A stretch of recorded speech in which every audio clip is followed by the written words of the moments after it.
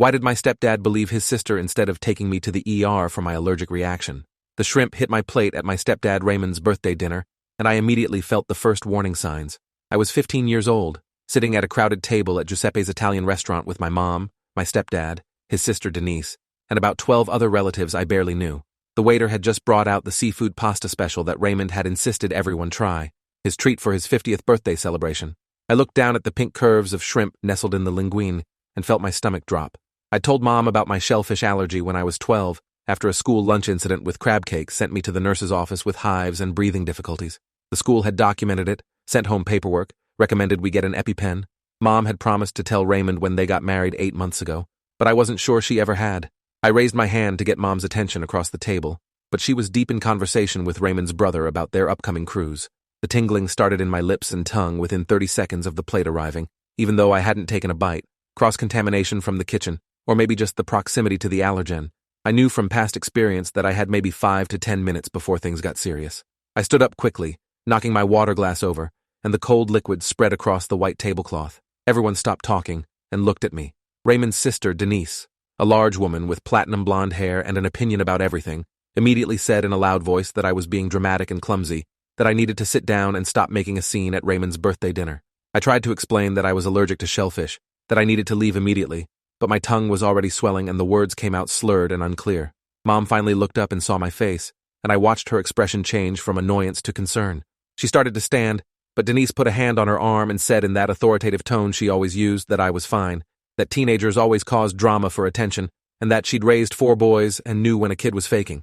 Denise worked as a medical assistant at a dermatology clinic and never let anyone forget it, constantly offering unsolicited medical opinions at family gatherings.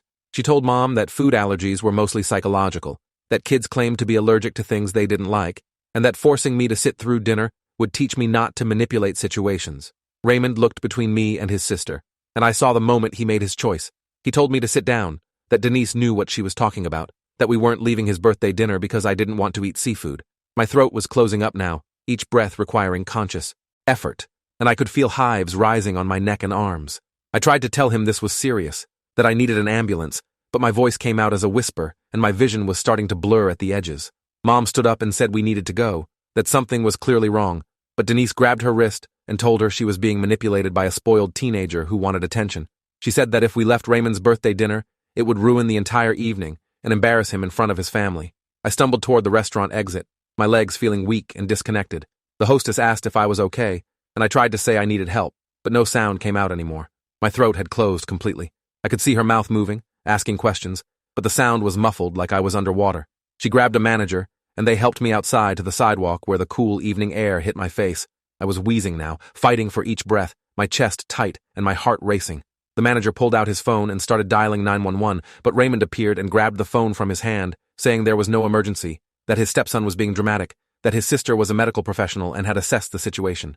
The manager looked confused and asked if I had asthma or allergies, and Raymond said no, that I was fine, that Denise had confirmed I was having an anxiety attack and just needed to calm down. The manager reluctantly put his phone away, clearly uncomfortable but not willing to argue with a paying customer. I collapsed onto the sidewalk, my body convulsing as I tried to force air into my lungs. My skin felt like it was on fire, covered in raised welts that itched and burned simultaneously. I could feel my face swelling, my eyes almost swollen shut, and I knew with absolute certainty that I was dying. Raymond stood over me telling me to stop this nonsense, to get up and come back inside, that I was embarrassing him in front of his entire family on his birthday. Mom came running out with her purse, keys in hand, saying she was taking me to the hospital regardless of what anyone thought. Denise followed her, still insisting that I was faking, that giving in to this manipulation would set a terrible precedent. She said that when her boys tried to get out of things they didn't want to do, she never gave in, and that's why they'd grown up to be responsible adults. She told Raymond that if he let Mom take me to the ER, I'd learn that dramatic behavior got rewarded, and he'd deal with this kind of thing constantly. Raymond stood there looking between his wife and his sister, and I watched him choose again. He told Mom that Denise was right, that we needed to set boundaries, that taking me to the ER would cost thousands of dollars for what was clearly an anxiety attack. I tried to reach for Mom, to signal that this wasn't manipulation, that I was actually dying on the sidewalk outside an Italian restaurant, while my stepdad debated the cost of my life.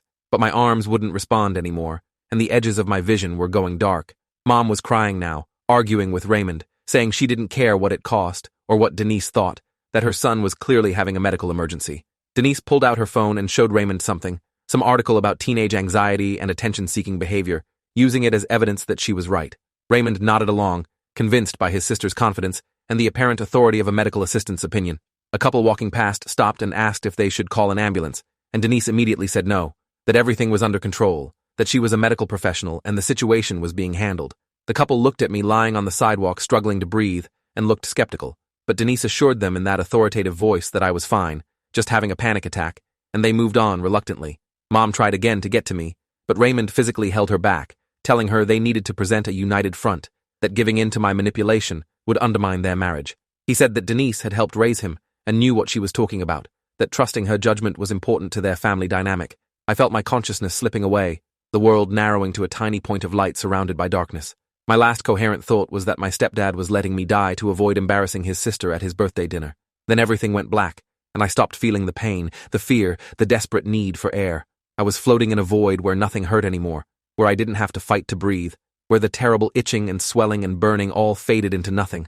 I heard voices from far away, panicked and urgent, but they didn't seem to matter anymore. The struggling was over. I woke up to the sound of machines beeping and the smell of antiseptic. My throat felt raw and swollen, and I had an oxygen mask over my face. When I tried to move, I realized I was strapped to a hospital bed with IV lines running into both arms.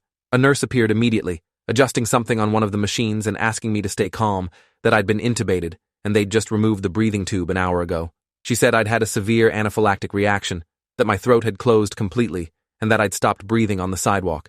Someone had finally called 911 after I lost consciousness, and the paramedics had administered epinephrine and performed CPR for almost 3 minutes before getting my heart restarted. Mom was asleep in a chair in the corner, her face blotchy from crying, still wearing her dress from the dinner. When she woke up and saw I was conscious, she started sobbing so hard she couldn't speak, just held my hand and kept saying she was sorry, that she should have listened to her instincts, that she should have ignored Raymond and Denise and gotten me help immediately.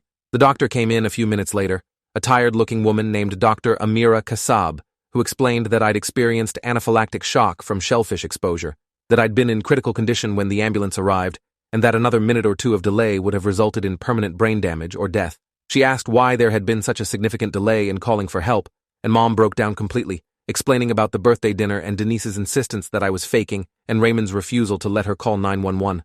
Dr. Kassab's expression hardened as she listened, and she made notes in her tablet with sharp, angry keystrokes. She said that anaphylaxis was a well-documented, time-critical emergency, that delaying treatment was extraordinarily dangerous, and that whoever had prevented me from receiving immediate medical care had endangered my life. She asked if the person who'd stopped us from calling 911 had any actual medical training, and Mom explained that Denise was a medical assistant at a dermatology office. Dr. Kassab said that a medical assistant had no business diagnosing an allergic reaction, that preventing someone from calling 911 during a medical emergency was potentially criminal, and that she'd be filing a report with hospital administration and possibly with Child Protective Services.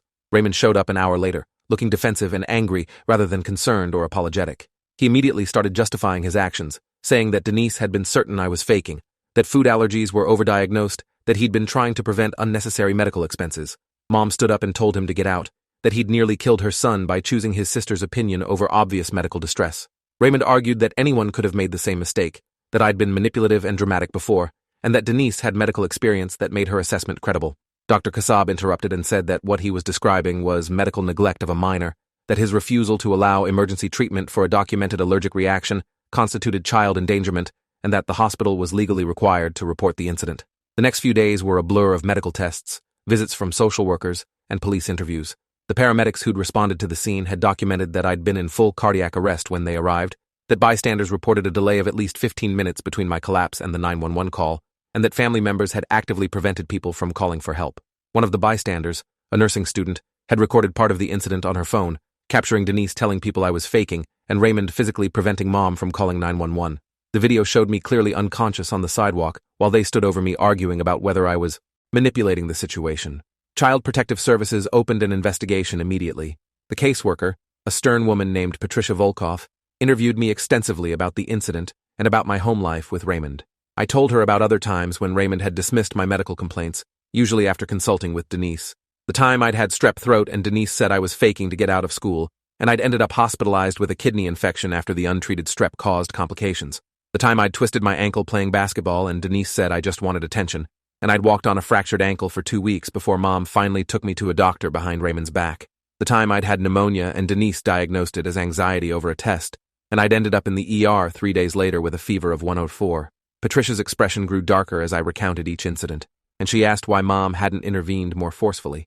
I explained that Raymond controlled all the finances, that Mom had given up her job when they married because Raymond said a wife should focus on home and family, and that she was financially dependent on him. Patricia asked if Raymond had ever been physically abusive, and I said no, just controlling and dismissive, especially when Denise was involved. She asked if I felt safe going home, and I honestly didn't know how to answer. Raymond had let me die to avoid contradicting his sister, and that seemed like a fundamental betrayal that couldn't be fixed with an apology. The police investigation proceeded in parallel with CPS. Detective Marcus Riley, who specialized in child endangerment cases, reviewed all the evidence including the bystander's video, the paramedic reports, the hospital records, and witness statements.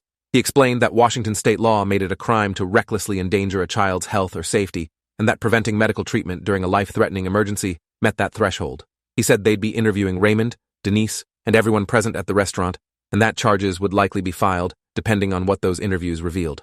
Raymond hired a lawyer immediately, an expensive defense attorney named Gordon Sheffield, who specialized in defending clients against criminal charges. Gordon's strategy was to claim that Raymond had relied in good faith on Denise's medical expertise, that he'd had no way of knowing she was wrong, and that his actions had been those of a confused stepfather trying to navigate competing opinions. The lawyer argued that Raymond shouldn't be held criminally responsible for trusting a family member who'd presented herself as medically knowledgeable. Detective Riley countered that Raymond had ignored obvious physical symptoms, prevented others from calling for help, and prioritized his sister's opinion over his wife's maternal instincts and the clear distress of a child in his care. Denise also hired a lawyer and immediately started claiming she'd been misunderstood, that she'd never said I was definitely faking, only that anxiety could cause similar symptoms. Her lawyer tried to argue that she'd been offering a differential diagnosis, not preventing medical treatment. But the nursing student's video contradicted that, showing Denise explicitly saying I was faking, grabbing people who tried to call 911, and insisting that she was a medical professional who knew what she was talking about. The video had gone viral online after the nursing student posted it with context about what had happened, and Denise was now facing public outrage and calls for her to be fired from the dermatology clinic. The dermatology clinic where Denise worked initially defended her, saying she was a valued employee who'd never had complaints before. But as the story spread on social media and local news picked it up, the clinic started receiving hundreds of negative reviews and threats to boycott their services. Within a week, they announced that Denise had been placed on administrative leave, pending an investigation into whether her actions violated medical ethics standards for even non-licensed medical staff. The state medical board also opened an investigation into whether Denise had been practicing medicine without a license by diagnosing my condition and preventing treatment. Mom filed for divorce while I was still in the hospital. She'd contacted a family law attorney named Lucinda Hayes, who specialized in cases involving domestic control and financial abuse.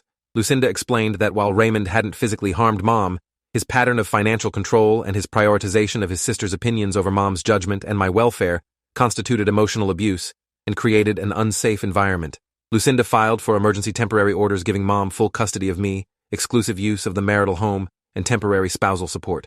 Raymond fought all of it, arguing that Mom was overreacting to a tragic mistake, that he loved both of us, and that we should work through this as a family. The custody hearing happened 2 weeks after the incident. Judge Andrea Novak presided, and she listened to testimony from Dr. Kassab, the paramedics, the nursing student who'd filmed the incident, Patricia from CPS, and both Mom and Raymond. Dr. Kassab testified that the delay in treatment had caused me to suffer cardiac arrest and could easily have resulted in death or permanent brain damage. The paramedics testified that in their 18 years of combined experience, they'd never seen family members actively prevent bystanders from calling 911 during a medical emergency. The nursing student testified about watching me turn blue while Raymond held Mom back, and Denise told everyone I was faking. Raymond's lawyer tried to paint him as a victim of his sister's misguided advice, but Judge Novak wasn't sympathetic. She asked Raymond directly why he'd believed his sister, who was a medical assistant in dermatology, over the obvious physical symptoms of anaphylaxis that anyone with basic first aid training would recognize. Raymond stammered that Denise had always been right about medical things before, that she'd helped his family through various health issues over the years, that he'd trusted her judgment. Judge Novak asked if he understood that his decision to trust his sister instead of calling for emergency medical help had resulted in his stepson's heart stopping, and Raymond said yes, but that he'd thought he was doing the right thing at the time.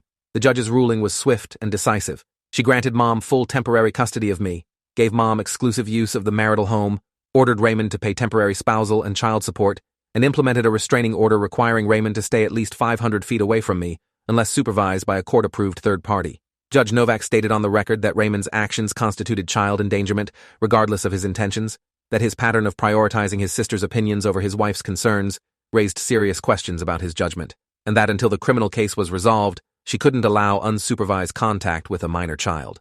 The criminal charges came a week later. The prosecutor, a woman named Yolanda Mwangi, who'd built her career on child protection cases, filed charges against Raymond for reckless endangerment of a child and criminal neglect. She also filed charges against Denise for practicing medicine without a license and reckless endangerment. Yolanda's charging documents laid out the timeline in devastating detail: the clear symptoms of anaphylaxis, the multiple opportunities to call for help that were blocked, the video evidence of active interference with emergency response, the cardiac arrest that resulted from the delay, and the permanent consequences I was now facing from oxygen deprivation to my brain. Raymond and Denise were both arrested and arraigned. Gordon Sheffield arranged for Raymond to be released on bail, but Denise couldn't afford her bail and spent 3 days in jail before a bail bondsman agreed to post the bond. Both pleaded not guilty and demanded jury trials. Gordon's strategy was to humanize Raymond, to present him as a confused stepfather who'd made a tragic mistake while trying to balance family dynamics. Denise's lawyer, a public defender named Thomas Nguyen, tried to argue that Denise genuinely believed she was helping, that her medical assistant training had given her false confidence, and that she'd never intended to hurt anyone. The pre-trial publicity was extensive. Local news ran stories about the case with headlines like, "Stepfather lets child die to avoid contradicting sister," and "Medical assistant's false diagnosis nearly kills teen." Social media exploded with outrage, with thousands of people sharing the nursing student's video and expressing fury at Raymond and Denise. The restaurant got dragged into it too, with people asking why the staff hadn't called 911 when they saw a child in distress on their sidewalk. Giuseppe's released a statement saying their staff had tried to help, but were told by family members that there was no emergency and they'd followed the family's wishes. I was discharged from the hospital after 5 days, but the damage was permanent. The cardiac arrest had caused mild brain injury from oxygen deprivation, resulting in memory problems and difficulty concentrating. Dr. Kassab explained that I'd need cognitive therapy and might never fully recover the mental sharpness I'd had before. I'd also developed severe anxiety around food, unable to eat anything without obsessively checking ingredients and worrying about allergens. The hospital nutritionist worked with me, but the psychological trauma of nearly dying from food made normal eating almost impossible. My school had to implement special accommodations under a 504 plan, extended time on tests due to cognitive processing delays, permission to record lectures because my memory retention was impaired, access to a quiet room when I had anxiety attacks, and a strict allergy management protocol that required all my teachers and the cafeteria staff to be trained in recognizing anaphylaxis and administering an EpiPen. The school counselor, Mr. Isaiah Bradford, spent an hour each week helping me process the trauma, but I was angry constantly, unable to concentrate on anything except the fact that my stepdad had chosen his sister over my life. Raymond tried to reach out through his lawyer, sending letters apologizing and asking for a chance to explain. Mom refused to pass them to me, and I told her I didn't want to hear from him anyway. I had nothing to say to someone who'd held my mom back while I died on the sidewalk because his sister might be embarrassed if she was wrong. Gordon Sheffield approached Lucinda Hayes about Raymond giving up all parental rights in exchange for dropping the divorce proceedings, but Mom refused. She wanted the divorce finalized and she wanted child support, and she wasn't negotiating with someone who'd endangered her child. The trial for Raymond happened first, 4 months after the incident. Yolanda Mwangi prosecuted aggressively, presenting the timeline, the video evidence, the medical testimony, and my own testimony about lying on the sidewalk unable to breathe while Raymond refused to let anyone call for help. I had to sit on the witness stand and describe the sensation of my throat closing, the panic of trying to breathe and failing, the moment I realized Raymond had chosen his sister over me. The jury watched the nursing student's video showing me unconscious and blue while Raymond argued with Mom about whether to call 911. Gordon Sheffield's defense focused on Raymond's confusion and his reliance on Denise's supposed expertise. He called character witnesses who testified that Raymond was a good man, a devoted brother, someone who'd always tried to do the right thing.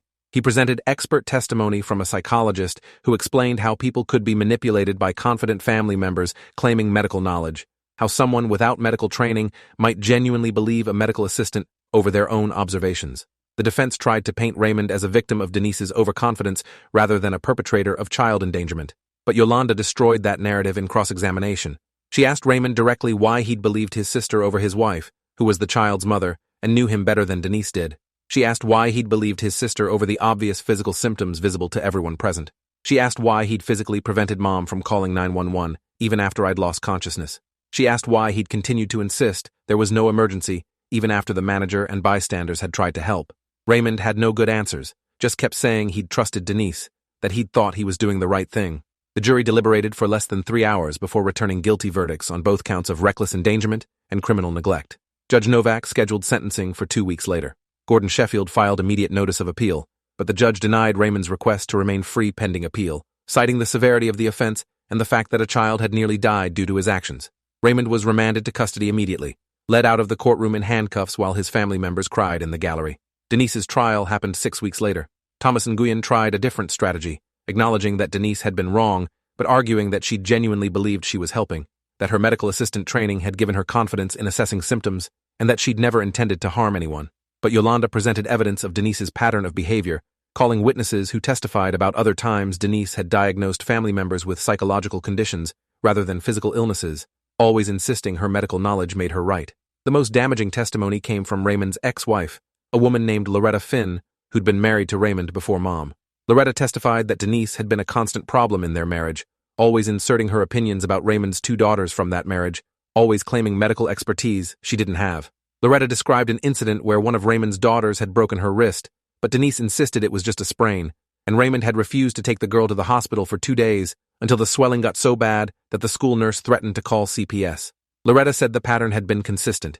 Denise would diagnose something as minor or psychological, Raymond would believe her, and children would suffer the consequences. Thomas tried to rehabilitate his client by having Denise testify tearfully that she'd only wanted to help, that she'd never imagined I was actually dying, that she'd live with the guilt forever. But under Yolanda's cross-examination, Denise's testimony fell apart.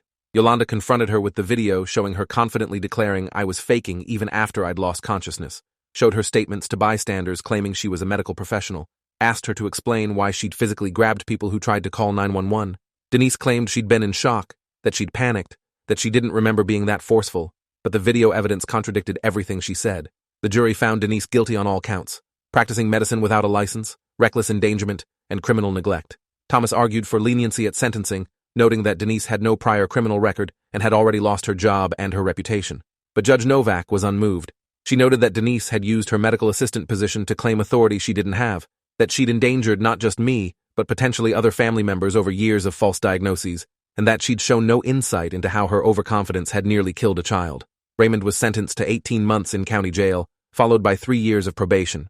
Judge Novak stated that his decision to prioritize his sister's opinion over his stepson's life represented a fundamental failure of parental responsibility, that his pattern of financial control over his wife had created an environment where she couldn't protect her child, and that only significant incarceration would adequately address the severity of his actions. Gordon Sheffield filed appeals, but they were denied at every level. Raymond would serve his full sentence. Denise received a more severe sentence: 30 months in state prison followed by 5 years of probation. Judge Novak explained that Denise's abuse of her medical assistant position, her pattern of false diagnoses over years, and her complete lack of remorse warranted significant incarceration. The judge also ordered that upon release, Denise would be permanently barred from working in any healthcare-related field and would be required to complete psychological counseling to address her need for control and her inability to admit when she was wrong. The civil lawsuit came next. Lucinda Hayes referred us to a personal injury attorney named Victor Langley, who specialized in medical negligence cases. Victor filed suit against both Raymond and Denise for damages, including medical expenses, future medical care related to my brain injury, pain and suffering, and emotional distress. The case was strengthened by the criminal convictions, which established that both defendants had acted recklessly and with disregard for my welfare. Raymond's homeowner's insurance initially refused to cover the claim, arguing that intentional acts of child endangerment weren't covered under the policy, but Victor threatened a bad faith lawsuit, and they eventually settled for their policy limits of $500,000. Denise had no assets and no insurance that would cover her actions, so the judgment against her was largely symbolic. But Victor said it was important to establish the full scope of responsibility, and he obtained a judgment of $750,000 against Denise that she'd never be able to pay, but that would follow her for life. Victor also negotiated with the restaurant's insurance company, arguing that their staff should have called 911 when they saw a child in medical distress on their property, regardless of what family members said. Giuseppe's insurance settled for $100,000 to avoid litigation, though they maintained they'd done nothing wrong. The divorce was finalized while Raymond was in jail. He'd lost his job when he was convicted and couldn't afford Gordon Sheffield's fees anymore, so he represented himself in the divorce proceedings. Judge Novak awarded Mom the house, full custody of me with no visitation rights for Raymond, child support until I turned 18, and permanent spousal support based on the economic harm caused by Raymond's financial control during their marriage. Raymond's retirement accounts and savings were divided, with Mom receiving 60% due to the circumstances. He emerged from the divorce with virtually nothing: no house, no savings, a criminal record, and no relationship with the family he'd supposedly cared about. I struggled with the aftermath more than anyone expected. The brain injury left me with persistent cognitive difficulties that made school increasingly challenging. My grades dropped from A's and B's to C's and D's despite the accommodations, and I had to repeat my sophomore year. The anxiety around food persisted despite therapy, and I lost 30 pounds because I was terrified to eat anything I hadn't prepared myself. Dr. Kassab referred me to specialists who tried various treatments, but the psychological damage from nearly dying while my stepfather argued about whether I was manipulating him proved resistant to intervention. Mom dealt with her own guilt and trauma. She'd been in therapy twice a week since the incident, working through the fact that she'd let Raymond control her to the point where she'd almost lost her son.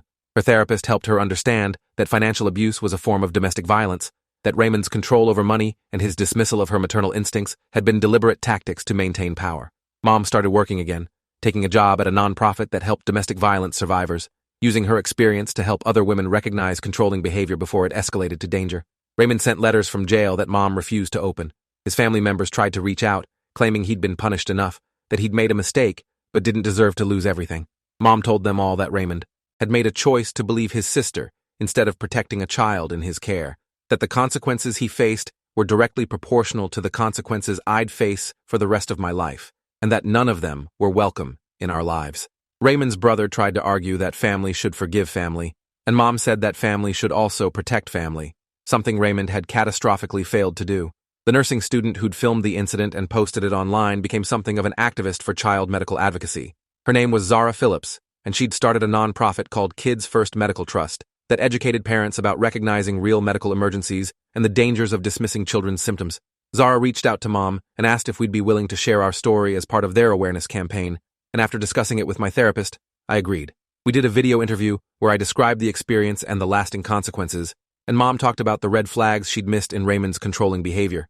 The video went viral, racking up millions of views and sparking widespread conversation about parental responsibility, medical misinformation, and the dangers of family members who claimed expertise they didn't have. Medical professionals weighed in, explaining how anaphylaxis worked and why delays in treatment were so dangerous. Psychologists discussed how family dynamics could lead to catastrophically bad decisions. Legal experts analyzed the criminal case and the precedent it might set for prosecuting parents who neglected children's medical needs. 3 years after the incident, I was 18 and preparing to graduate high school a year late.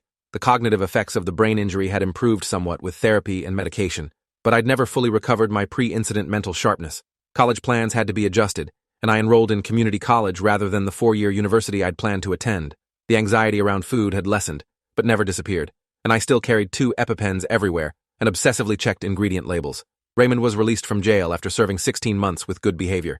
He'd lost everything: his career in accounting because of the criminal record, his marriage, his relationship with me, most of his family relationships because they blamed him for destroying the family, and his financial stability. He reached out again through his lawyer, asking if we could meet so he could apologize in person, but I declined. I had nothing to say to him, and nothing I wanted to hear from him. Some betrayals were too fundamental to overcome with words. Denise served her full sentence and was released with strict probation conditions, including staying away from me and my family, refraining from giving any medical advice to anyone, and attending mandatory counseling. The state medical board issued a permanent order barring her from any healthcare employment, and her professional reputation was destroyed. She'd tried to write a book about her experience, framing herself as a victim of a rush to judgment, but no publisher would touch it after the backlash from victim advocacy groups. Mom rebuilt her life with remarkable resilience, becoming a director at the domestic violence nonprofit and a vocal advocate for recognizing financial abuse as a form of domestic violence. She'd started dating someone new, a teacher named Gregory Huang, who treated her with respect and who'd immediately memorized all my food allergies the first time we met.